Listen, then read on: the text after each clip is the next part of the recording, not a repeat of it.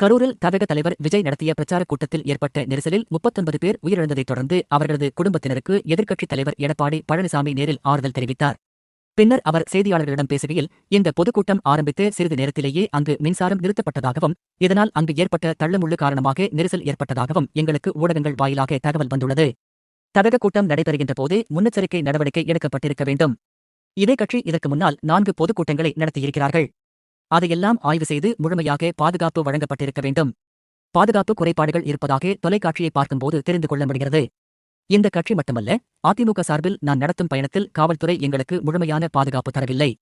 இந்த அரசாங்கம் ஒருதலைப்பட்சமாக நடக்கிறது. ஆளுங்கட்சி எதிர்க்கட்சி என்று பார்க்காமல் நடுநிலையோடு நடக்க வேண்டும். அதிமுக ஆட்சியில் பல்லாயிரக்கணக்கான போராட்டங்களுக்கு, பொதுக்கூட்டங்களுக்கு அனுமதி கொடுத்திருக்கிறோம். ஆனால் திமுக ஆட்சிக்கு வந்த பிறகு கூட்டம் நடத்துவதே சிரமம். நீதிமன்றம் சென்றுதான் அனுமதி பெற வேண்டிய சூழல் இருக்கிறது.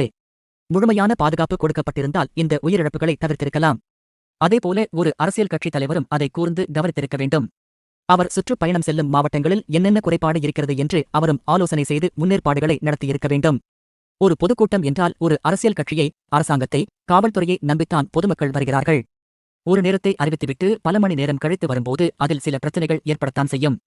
இதில் நான் யாரையும் குற்றம் சொல்ல விரும்பவில்லை. தமிழகம் மட்டுமின்றி இந்தியாவிலேயே இதுவரை ஒரு அரசியல் கட்சி நடத்திய பொதுக்கூட்டத்தில் இவ்வளவு உயிரிழப்புகள் ஏற்பட்டதில்லை. இது மிகுந்த வேதனையை தருகிறது.